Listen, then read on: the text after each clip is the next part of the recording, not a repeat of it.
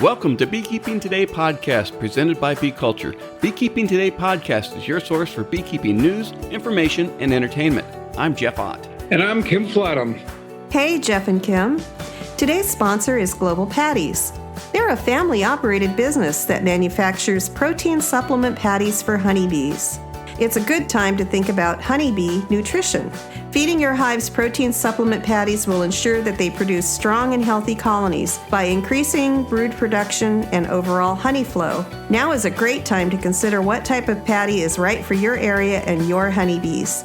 Global offers a variety of standard patties as well as custom patties to meet your needs. No matter where you are, Global is ready to serve you out of their manufacturing plants in Airdrie, Alberta, and in Butte, Montana, or from distribution depots across the continent. Visit them today at www.globalpatties.com. We want to thank Bee Culture Magazine for continuing their presenting sponsorship of this podcast. Bee Culture has been the magazine for American beekeeping since 1873. Subscribe to Bee Culture today, and while you're there, check out Bee Culture's Beekeeping Your First 3 Years, a quarterly magazine for beginning beekeepers. Speaking of quarterly magazines, today we want to welcome 2 Million Blossoms as sponsor of Beekeeping Today podcast. 2 Million Blossoms is a new quarterly magazine dedicated to protecting all pollinator insects, both the wild and managed, before they disappear. The magazine is full of beautiful photos and informative articles from our authors such as Dr. Marla Spivak, Dr. Mark Winston, and our own Kim Flatham. Learn more on our Season 2, Episode 9 podcast with editor Kirsten Trainer, and from visiting www.2millionblossoms.com, and that is with the number 2 in that URL. And Kim, you got your copy of the magazine. Pretty good, isn't it? It looks really nice. I did, yes. Got it just the other day. Kirsten does a nice job. It's she wanted it to be a coffee table magazine, and it definitely is. It's a little bit oversized. Nice paper, good authors. I say carefully. Yeah. She does good work. There's no doubt about it. You'll enjoy the magazine. It's a quality publication. So we have some great guests lined up for today, Kim, talking about pollinator gardens. Yeah, we've got Lindsey and Randi, and they're part of the Meadville Land Services, and they're kind of hooked up with Ernst Seeds, who works with Bee Culture Magazine. When I was there, they do big things when it comes to pollinator gardens. This isn't a backyard company. This is a county-wide company, wow. and I'm looking forward to talking to them. Yeah, I am too. It'll be a good podcast. Well, January came in. This might as well be March. I mean, it's coming in like a lion in many parts of the country. You're experiencing summer weather, aren't you? Well, as I'm sitting here today, it was 65 degrees yesterday, God. And it's 35 degrees today. And that big storm went through the south last night. Yeah. Tornadoes and winds and rain and whatever. So you won't get bored with the weather this time of the year. My bees are looking good. They were flying yesterday. They weren't bringing anything in, but they were getting rid of stuff out of garbage out of the inside, and they've got enough food. So I'm expecting good things this spring. So if, as a beekeeper, I'm planning on, my hives in the temperate parts of the states here, I'm planning on my hives overwintering till into February, March, when the spring pollen plants start coming up through the ground. But you have these large warm spells, and I assume they're going through stores pretty quickly at this time. The queen might even bump into production. How does this impact beekeepers, and how should a beekeeper plan when you have these week-long warming spells during the middle of the winter? Yeah, it's always a trick, and it goes back to management last fall. How much food did you leave them? And if you left them as much as you think you should have, then add a lot more to that, because we tend to get greedy. I shoot for 100 pounds here in Ohio. In Wisconsin, we were shooting for 120. And then if you wrapped them, they ate more food than if you didn't wrap them, but you had enough. If they got warm spells and they ate more food than you expected, you had enough. If you left enough, that's what it comes down to, is leaving enough food. if you didn't, and I'm going to guess that some of them out there didn't, then you got that 65-degree day. You get your butt outside and you get some food on them. It's a shame you got to give them sugar instead of honey, but without sugar they're dead bees. So anything's better than nothing. But there should have been enough honey left on. Would you be feeding them a pollen patty, such as from one of our sponsors, Global Patties, or would you feed them liquid sugar water? Well, I'm gonna be honest. I've got pollen patties on my colonies almost all the time. Global Patties is good, and there's some others out there, and I mix them up a little bit just because the bees like some different, better others. But when it comes to carbs, it's going to be sugar. Sugar blocks work pretty well. And they're easy to feed, and the bees like them. They gotta. It's kind of hard to eat, but if you've got really, really cold temperatures, they're going to cluster. And if they cluster away from that block, you're out of luck. But then they're going to cluster away from anything you put on there anyway. So I'll go back to leave them enough food. Yeah, I think that's probably a good place to leave it, and a good philosophy all the way around. All right, well, let's call up Lindsey and Randy on Zoom and start talking to them about pollinator gardens. Yeah, I'm looking forward to this. Great. Lindsey, Randy, thanks for joining us. Welcome to Beekeeping Today podcast. Thanks for having us. Well, I got to tell you a little bit about how this got started, Jeff. It's kind of a roundabout trip. When I was with Bee Culture Magazine, we had a big series of pollinator gardens out back of our corporate offices. And every year we had the people who had those gardens back there come up and talk to people about them. And one of the people that we got interested in was Randy Ferguson with Ernst Seeds. And he started advertising in the magazine. And he came every year, and I got to know him pretty well. And not long ago, I was on the computer, and his name, or Ernst Seeds, came up, and Lindsey's name was associated with it.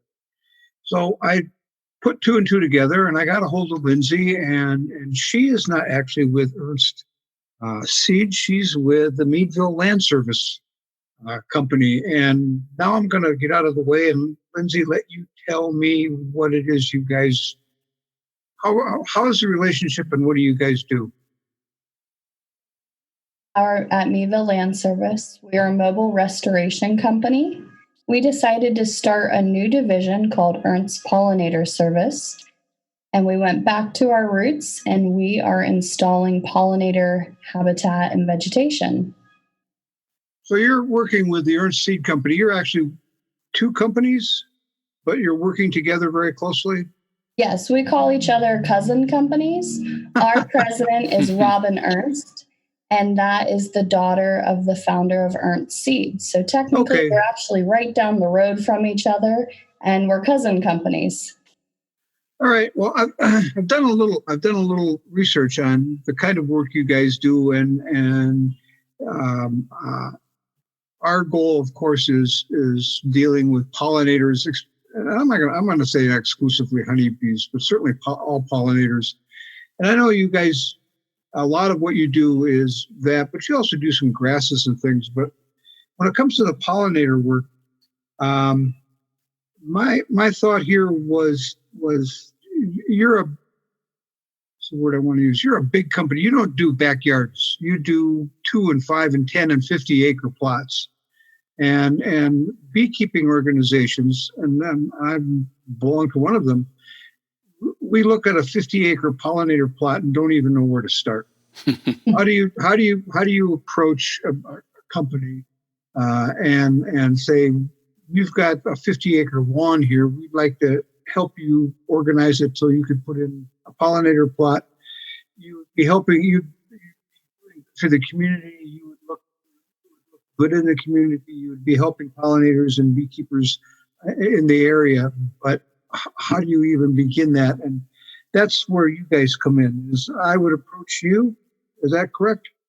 Correct. So we're different than the average landscaper because we do anywhere from 5 acres to 1,000 plus acres.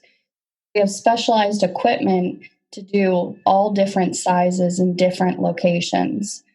Recently, we've been busy with the solar industry, and we've been installing pollinator habitat underneath and around solar panels.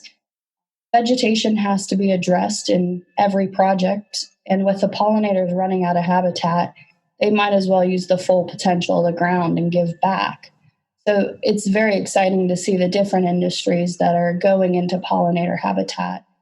We've done capped landfills, meadow restoration, federal land. We're capable of doing it all.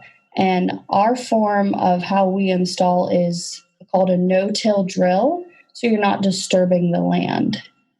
That's great. So before we go far, where are you located, and what are you're in Pennsylvania, and what's your geographic span of services? We are located in Northwest Pennsylvania, and we service anywhere east of the Mississippi River, and we travel all up and down the Northeast coast. Wow. We're not too far from Youngstown and Ashtabula, Jeff. All right.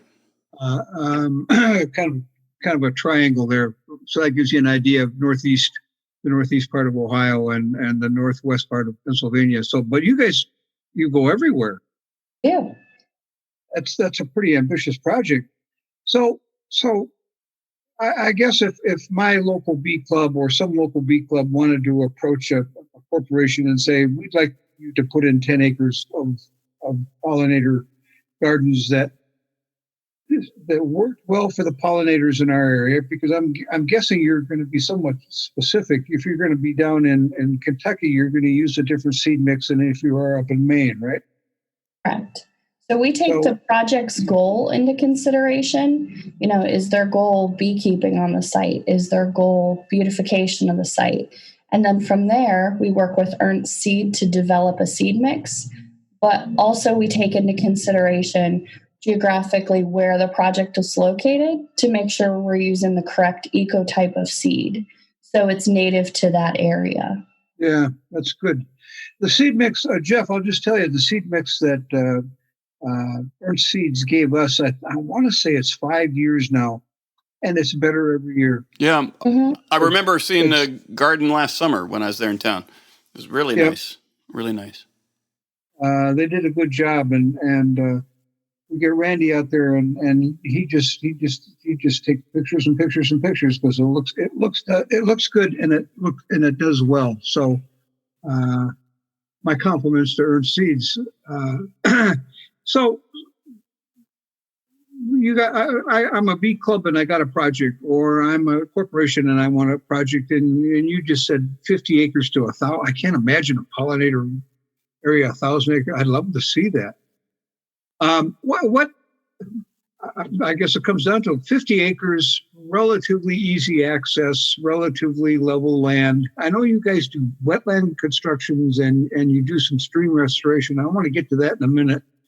But if you got 50 acres of, it's been lawn for 20 years, and it's relatively level. You've got easy access, kind of a real easy job.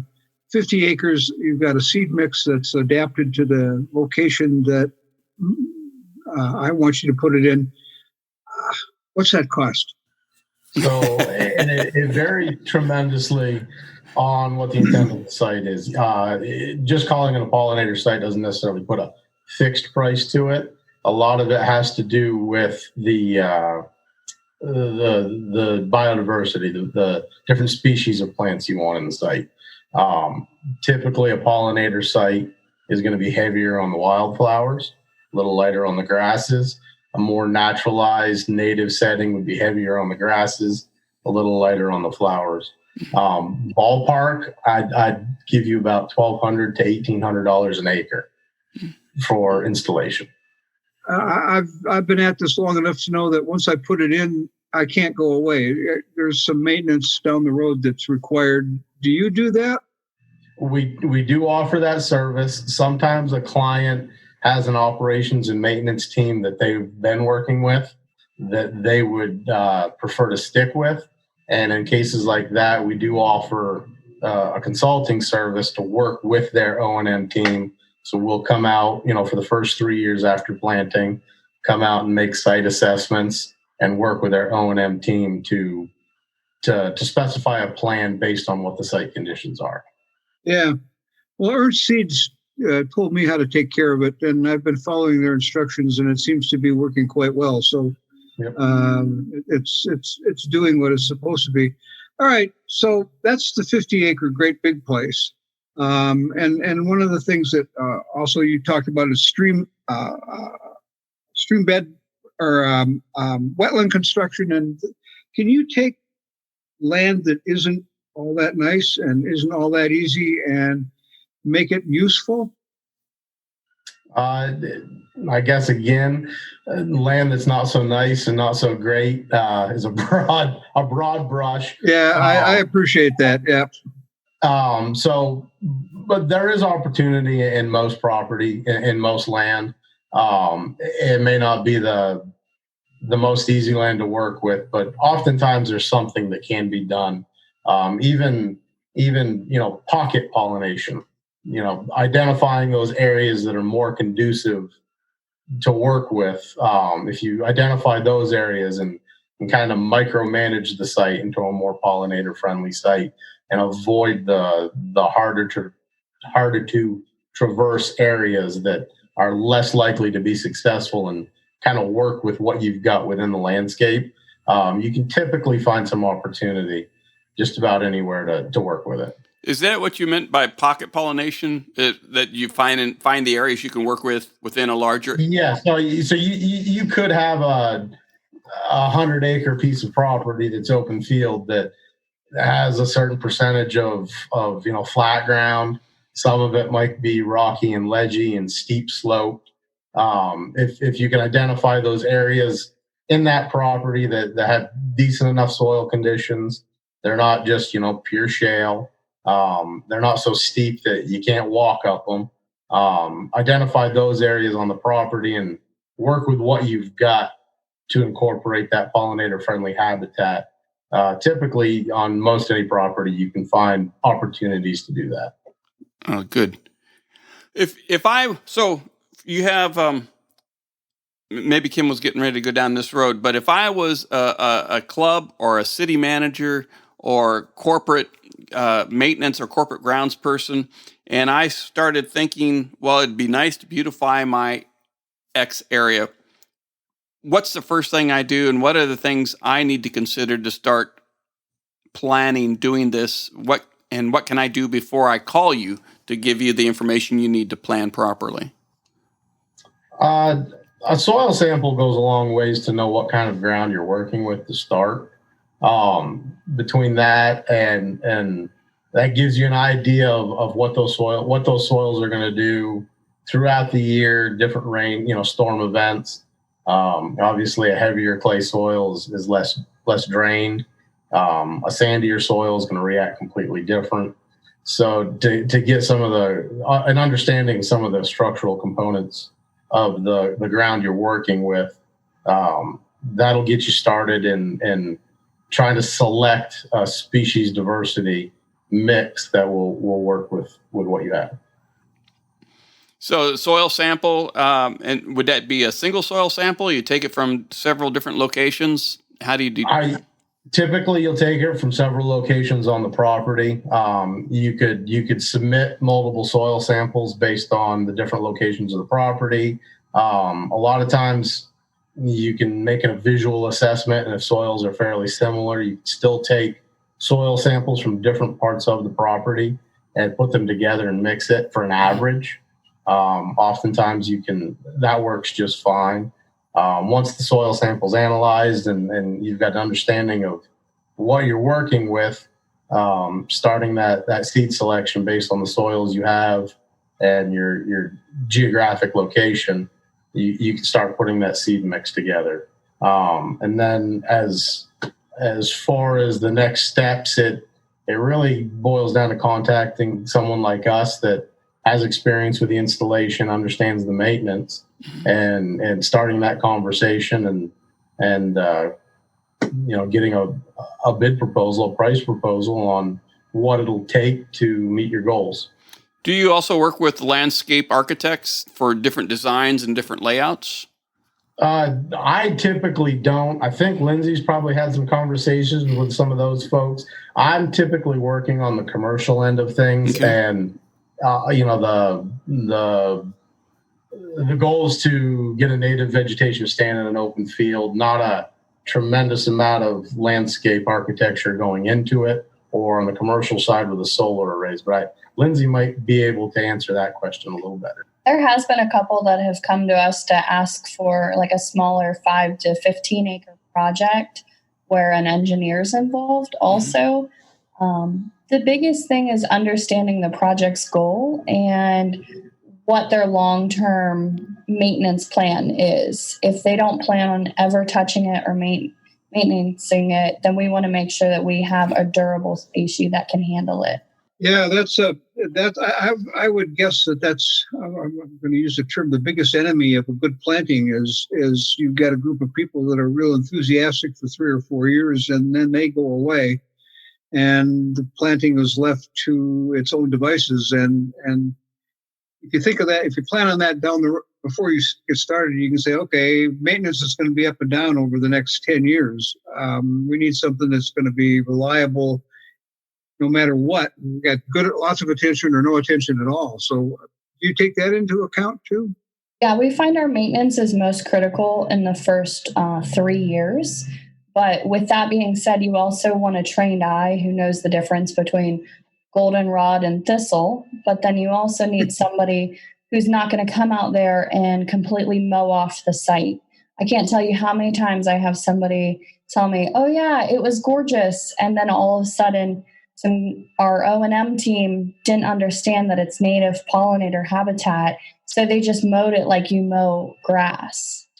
And we don't do it that way. We mow it down to almost mulch it, where we leave 8 or 9 inches of regrowth so it reseeds itself. Yeah. But the first 3 years, if you can fully get it properly maintained those years, get it fully established, then you should be good to go after year 3.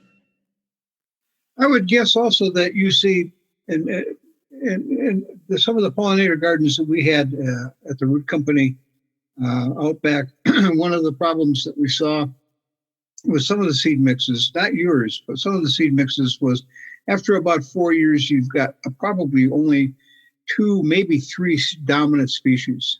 Mm-hmm. They tend to be the most competitive, the most vigorous, the most favorable, and pretty soon you've got nothing but a bed of purple flowers instead of this nice mix of. So given that, then it's time to make it go away and start over? It's not time to make it go away completely. If you start with a good, successful seed mix where it has proper percentages to make sure it's not a dominant species that's going to choke out the rest of the vegetation, you got to have a good balance of diversity to get it going. One thing being said about that is I find a lot of people want flowers and flowers. Well, they forget about adding some grasses.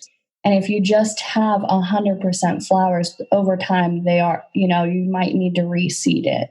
It is important to include some grass species for biodiversity.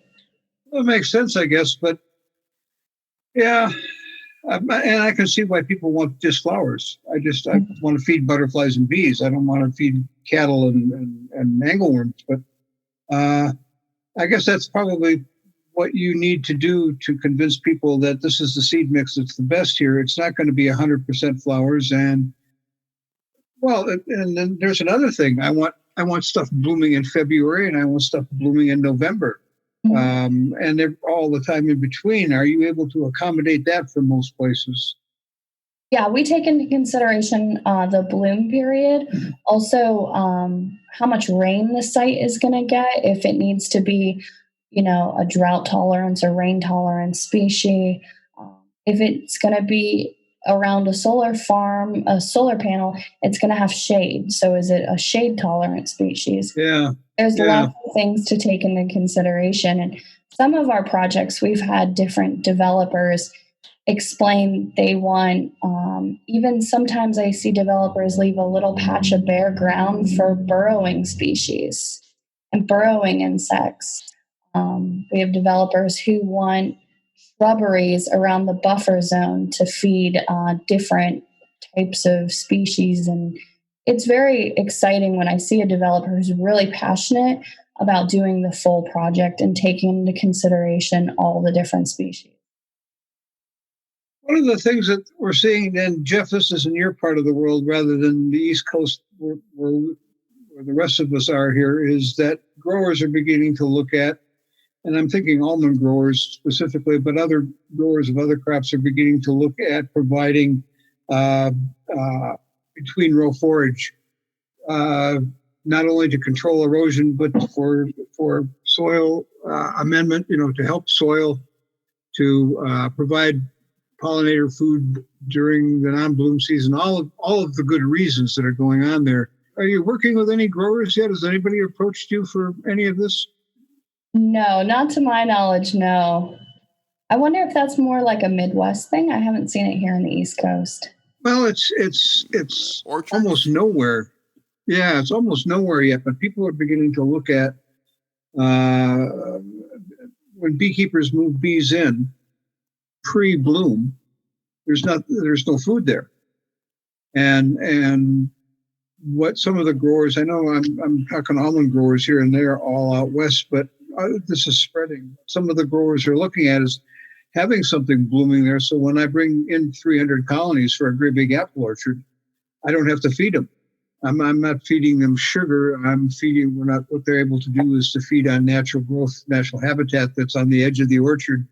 You don't want it in the orchard because when you're spraying, then you've got issues there. But I'm thinking that may be something you want to start investigating, only because growers are becoming aware of the fact that this is something that if they don't have bees, they don't have a crop. And to have bees have to have food, and that may be something that I certainly would like to see a lot more of.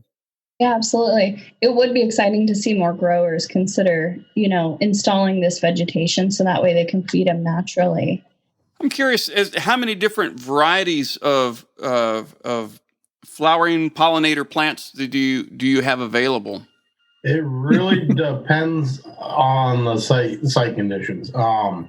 This continuously becomes a topic of discussion on solar farms because of panel height restrictions. Obviously, if there's a solar farm and the bottom of the panel is only 18 inches off the ground, they don't want flowering species that grow to 3 feet tall. Right. So when you're looking at an open meadow situation or even a solar farm where you've got a 3-foot clearance from the bottom of the panel to the ground, you could put 20 different species in the mix. Wow. And really have a real diverse, a biodiverse site. Mm-hmm. Those solar farms that have 18 inches of clearance, you're very limited. There's a couple of grass species and a couple of, a few flowering species that you can fit into those sites that won't interfere with the solar panels. So it varies from site to site. Yeah. I'm not familiar with the solar panels. Is that, do you plant under, or let's see, you plant in front of the solar panel and off the sides and between the rows? Between the rows. Yeah, between the rows. But what about underneath the panel? Like where it would plant underneath. Typically in the open areas around the solar array and in between the rows, we'll drill seed the seed mix into the ground. Mm-hmm. As far as underneath the panels, we'll broadcast seed those areas, and then we'll run a drag harrow to get a little bit of surface breakup and get better seed to soil contact. And typically underneath the panels, you won't see as good of a result because it is much more shaded. Mm-hmm. It tends to be drier because the panels are canopying over that, specific piece of ground. So there's not a lot of direct rainfall. But yeah, we'll seed through the entire site. Yeah. I would guess from the owner or the manager of a solar panel array, this is probably essentially a no maintenance planting, right? There is maintenance that goes along with it. So again, in the first 3 years, we'll we ask that they follow a scheduled maintenance plan. It really does take those first few years to get the new seeding established where it can take care of itself. Once the site's established after those first 3 years, it really just becomes, maybe an annual mowing in the fall once the vegetation's gone dormant, just to cut up the dead vegetation so it doesn't fall over and thatch. Just to keep the ground aired out and keep that sunlight getting to the soil. What about fertilizer? Typically, we stay away from it unless it is very, very, very poor ground. The native grasses and flowers that we plant, they'll take moderate to poor soil conditions pretty well. A lot of the grasses are, I guess you call them an opportunistic feeder. So big blue stem is a good example of that. Big blue stem will survive in poor soil conditions, but given the nutrients, it would flourish. So while it survives in poor conditions, obviously it does better in better conditions, but it won't die. Well, I guess that makes sense using all native plants, as you pick something that grows where it's planted as opposed to growing. Yeah, yep. That makes sense. One of the advantages to the native species and big blue stem, little blue stem, and switchgrass are good examples of this. One of the reasons they're so well adapted to poor soil conditions is because of their root depth. You could see root depth to 6 feet deep. Wow. With those species. So that creates a lot of surface area for nutrient uptake. Whereas your fescues, you might only have a 6-inch root depth. So it's got to pull all its nutrients from that first 6 inches of soil compared to the natives that have 6 feet of root depth. Yeah, and you get good water penetration and all of the rest too. Yeah, right. Sounds good. Well, I certainly encourage beekeeping groups. I'm just going to address them to consider working with the community, with corporations, whoever, to begin doing some of these. I'd like to see 50 acres in every county in the U.S. I think that'd be great. And there is word of a lot of cities becoming bee cities. So, for instance, Howard County, Maryland, they're promoting becoming bee city, and they're dedicating so many acres to pollinator gardens. And that would be somewhere that we would help develop a seed mix that has their goals in mind of what they want, and then also making sure that it's properly installed. Because if you have a landscaper just throw down seed and it's not getting a good seed to soil contact, nothing's going to grow. But it's definitely great hearing of these cities and corporations that are committed to sustainability and giving back and using the full potential of the ground. Is there anybody on the West Coast that you partner with that you're aware of that does much the same work that you're doing? We do. We work with a couple different companies. There's one out of Minnesota, and then there's one out of Texas, that if there is a project that is west of the Mississippi, depending on where it's at, we would, refer it to make sure that it's going to the right person. Also, the other thing to consider is we want to make sure that the seed is going to be sourced from a local seed company from that area to make sure that they have the correct ecotypes. Mm-hmm. Well, that's good. We have many viewers, well, of course, from all around the world, but around the United States. So if we have a beekeeping club out of, say, Washington State or Oregon or California, they can still reach out to you, and you might be able to put them in touch with the right people. Absolutely. We'd help put them in the right direction. Perfect. That'd be great. Hopefully we've got beekeeping organizations eager to go and ready to get started. This is the perfect time of the year to start this kind of a project, because by the time you get all of the groundwork done, bad pun, Kim, you get all the groundwork done. Literally and ready to go. What's my first step? How do I get a hold of you? Our website, Meadville Land Service, or you're able, of course, to give us a call, shoot us an email, reach out to us, and we'll get the next steps going. Well, we'll have your website and your Meadville Land Service and the Ernst Seed Company web links on our show notes, so the listeners can pick them up there.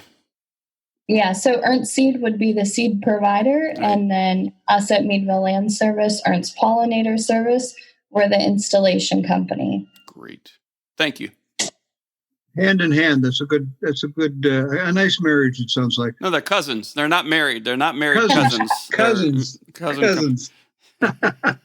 Cousin companies.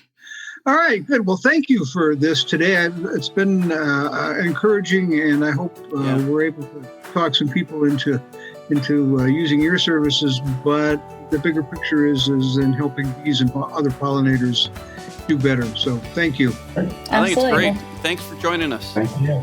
Thanks for this opportunity, and hopefully we get to see more bees fed naturally. There you go. Thank you. Have a great day. Well, I definitely learned a lot there. We have 5 acres here, and 3 of it's pastures, horse pasture, and I wish I lived next door to Ernst Seed, and I'd have them just kind of stop by with their tractor and trailers and just replant my pastures, get rid of some of these pocket gophers, tearing it up, and plant some meaningful pollinator garden. Yeah. The value of this, I think, today was the fact that here's an organization that can look at the big picture, and I use that term very carefully, but they can do 5 acres on a corporate land, a corporate lawn, or they can do highways, they can do big things. So if you've got a group of beekeepers who's interested or is excited about doing something meaningful in terms of volume, solar arrays, or they're doing good on solar arrays, and those are growing. There's more of them every day.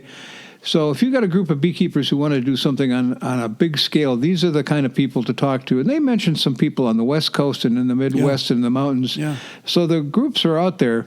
What these beekeeping groups have to do is think outside the box a little bit and think, okay, let's do 40 acres as opposed to my backyard. Nothing wrong with my backyard, but 40 acres is going to feed a lot of bees, a lot of pollinators, and it's going to make a big dent in the problem that's out there in terms of enough good food all of the time for every bee in the bunch. Definitely. The whole discussion about working with the companies and corporations and municipalities are putting in solar arrays was a whole thing I hadn't even considered, because often we hear about the downside of putting in solar arrays or the impact on the environment and everything, but here's an opportunity to really make some valuable use besides just a solar generation, but also increasing the pollination fields for the native insects and honeybees and everybody, and make use of that land that would otherwise just be fallow. Go fallow. Follow, yeah. I see just a lot of good coming out of this, no matter where your perspective is. If you're a corporation, it makes you look good in the community, but you're feeding insects. If you're a beekeeping group, you're feeding insects. If you're a hot community, you're feeding insects. It's a win-win-win, I think. I agree. Well, that about wraps it up for this podcast. Before we go, I want to encourage our listeners to rate us 5 stars on Apple Podcasts and wherever you download and stream the show. That helps other beekeepers find us quicker. You voted 5 stars, haven't you, Kim?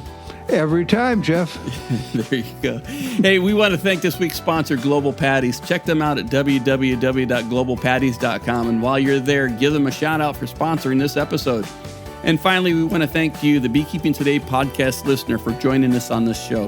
Feel free to send us questions and comments at questions@beekeepingtodaypodcast.com. We'd love to hear from you. Anything else, Kim, before we go? Well, the weather's supposed to be back up to 60 the next couple of days, so I'm looking forward to that. You better go check them pollen patties. All right. Thanks, everybody. Thanks, Jeff. Bye-bye.